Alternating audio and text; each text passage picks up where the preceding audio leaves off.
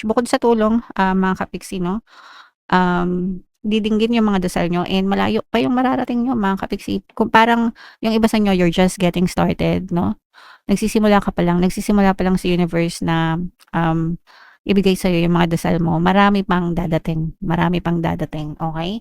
So, simula pa lang 'yan mga kapiksi, ibig sabihin, unti-unti kayong makakita ng movement, unti-unti mong mararamdaman na yung mga dinadasal mo paisa-isa na siya na dumadating sa inyo. So, you're just getting started.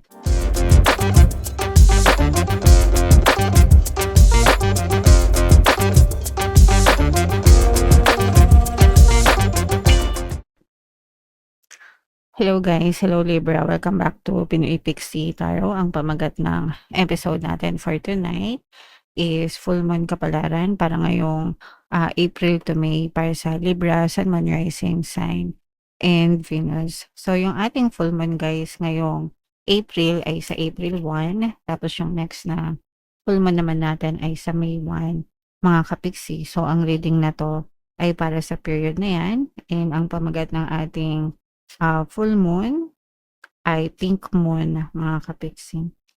So, unahin natin tong deck na 'to. Ito yung moon message para sa inyo. Emotions are running high. Ibig sabihin mataas yung momentum, mataas yung energy level, mataas yung emosyon mga kapiksi. So, this is the best time for you to focus your energy dun sa mga desires nyo guys. Actually, wala namang time 'no. Everyday dapat talaga. Everyday guys, dapat talaga naka-focus yung attention niyo, nakatuon yung attention niyo dun sa mga bagay na gusto niyo. And the more na nagfo-focus kayo diyan guys, the more na mas nagma-manifest talaga yan, mga kapiksi, okay?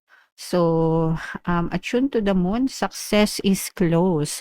I just must trust, okay? So, ibig sabihin nito guys, malapit ka ng sumakses. Malapit na yung success sa buhay mo, kailangan mo lang magtiwala. Kailangan mo lang mag-focus again, no? Paulit-ulit ako dun sa salitang focus mga kapiksi. Kailangan nyo tiwala, mag-antay, maging pasensyosa. Kailangan maging consistent kayo guys. The more na consistent kayo, the more na mahaba ang pasensya nyo, the more na nagfo-focus kayo guys, mas mabilis talagang magtagumpay kayo, mas mabilis nyong ma-manifest yung mga desires nyo, mga kapiksi. Additional meaning nitong card na to guys, a resolution to your question is closer than you might think. Yung mga sagot sa tanong nyo, yung mga sagot sa mga problema nyo, yung mga solusyon sa mga issues nyo guys, no? It's closer than you may think. Malapit na yung mga sagot dyan guys, kaya nga palagi lang kayong magdasal guys, no? Something exciting lies ahead. May mga exciting guys, no, na paparating sa inyo or may experience kayo guys, no. So, kailangan ready kayo doon. Make sure you don't blow events out of proportion. Dapat palaging balanse lang guys yung lahat ng ginagawa natin sa buhay. Palaging balanse, palaging nasa moderasyon mga kapiksi, no. Speak to the universe, to God, and ask for assistance mga kapiksi. So again, palagi magdasal guys, palagi ko yan sinasabi sa inyo.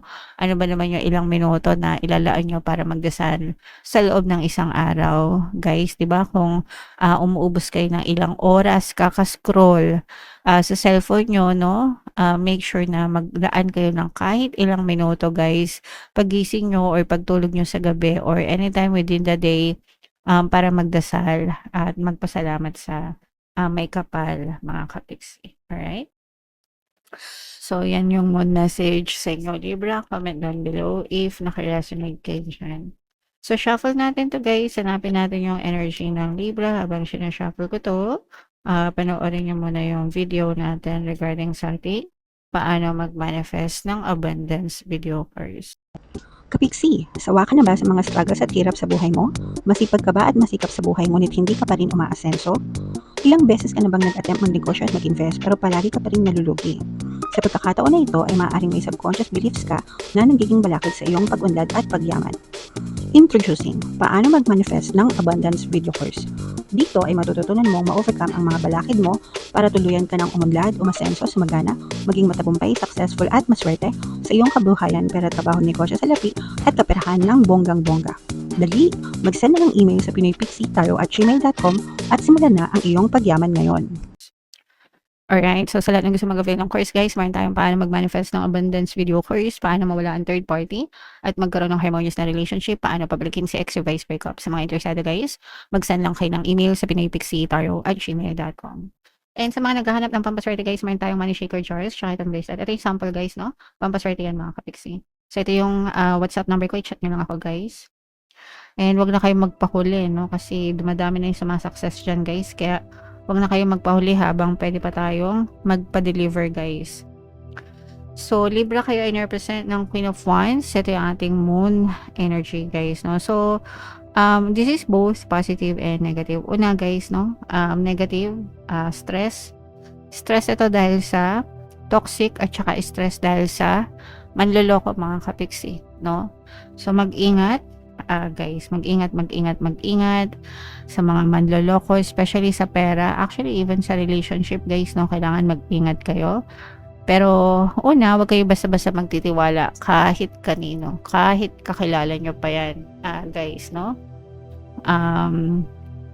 Minsan, kung sino pa yung mga akala nyo na mapagkakatiwalaan nyo, yung mga close sa inyo, no? Sila pa yung namba-backstab, sila pa yung nambebetray, sila pa yung nanloloko sa inyo. And mas malakas yung impact nun kasi pinagtiwalaan nyo sila, no? So, meron talaga yung negative impact sa inyo. And ganun din, mga strangers, syempre guys, no? Huwag kayo basta-basta magtitiwala sa mga transaction nyo, sa mga nilalakad nyo, mga kapiksi, lalo na pagdating sa pera, guys. Kasi, may stress talaga kayo ng bonggang-bongga dito kapag naloko kayo guys, okay? And ito naman guys, yung iba parang na-trap, parang matatrap kayo guys, no? Parang mag-aano to ng bitag or pain, ganyan. Tapos kapag na-trap ka, mahirap kang makaalis. Kaya talagang mamomroblema kayo ng husto, mga kapiksi. So, bago kayo pumasok sa isang sitwasyon, sa isang bagay, kailangan pinag-aaralan mabuti guys, no?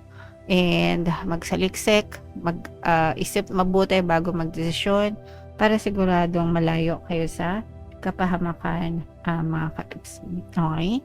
So, yun yung nakikita natin dito sa negative guys. So, positive naman, ito guys, makakatanggap kayo ng good news. Yung iba naman, no? Makakatanggap kayo ng good news. Itong mga good news na to guys, magiging susi ito para makabangon kayo, makarecover kayo. Yung iba sa inyo guys, may tulong na dadating from the universe. Lalo na kung palagi kayo nagdadasal. Itong mga tulong na to guys, mapapansin nyo na kailangan nyo mag-ask ng help, no? Kung kailangan nyo ng tulong. Humingi kayo ng tulong sa mga tao guys. And yung tutulong sa inyo, galing yun kay universe. Lalo na pag palagi kayo nagdadasal kay universe na tulungan nyo ako, ganyan-ganyan. So, the universe is sending help, mga kapiksi, no? And itong mga tulong na to, mga kapiksi, magiging daan yan para makabangon ulit kayo sa buhay, makarecover kayo, lalo na kung nagdanas kayo ng mga pagsubok at challenge. Bukod sa tulong, mga kapiksi, no? Didinggin yung mga dasal nyo and malayo pa yung mararating nyo, mga kapiksi. Kung parang yung iba sa nyo, you're just getting started, no? Nagsisimula pa lang sa universe na ibigay sa'yo yung mga dasal mo. Marami pang dadating, okay? So, simula pa lang yan, mga kapiksi. Ibig sabihin, unti-unti kayong makakita ng movement, unti-unti kayong mong mararamdaman na yung mga dinadasal mo, paisa-isa na siya na dumadating sa inyo. So, you're just getting started. Malayo pa yung paglalakbay mo. Kaya, wag kayo mag-give up, guys. Just continue on what you are doing right now. And patuloy lang din na magdasal. Talagang si universe yung magbibigay sa inyo paunti-unti, pa isa-isa, mga kapiksi. Okay? Alright. So, yeah. I-mind nyo na yan, guys. No? Yung mga answered prayers na yan, mga good news, itong mga recovery, pagbangon, mga kapiksi. Alright, and eto nga 'no, yung ayan naku, shh. Shh, shh, shh. So, eto guys 'no, yung sinasabi natin, una mag-ingat kayo kasi yung iba sabi ko parang mata-trap kayo mga kapiksi 'no, sa mga manloloko guys. Yung iba sa inyo maaari kayong maloko sa pera, tapos matakbuhan sa pera, tapos magkaaway-away kayo, magkagulo-gulo kayo dahil sa pera mga kapiksi, okay? Yun yung nakikita nating story dito guys. Lalo na kung kapamilya, kaibigan, kamag-anak mga kapiksi. Kapitbahay, no? Minsan, sabi ko nga sa inyo guys, minsan kung sino pa yung mga ka-close mo, yung mga nasa paligid mo lang, sila pa yung magdadala ng stress sa inyo. Talaga. So, again, no, malakas yung energy nito guys. Ibig sabihin, ina-amplify nito, itong energy na to. Kaya, maaaring mangyari talaga itong kaguluhan na ito. Mga kapiksi, so, para hindi na yan umabot dyan, huwag kayong magpaloko, huwag kayong magpa-scam, huwag kayong magpauto, mga kapiksi, para hindi na kayo umabot sa ganitong punto. Guys, okay? Alright.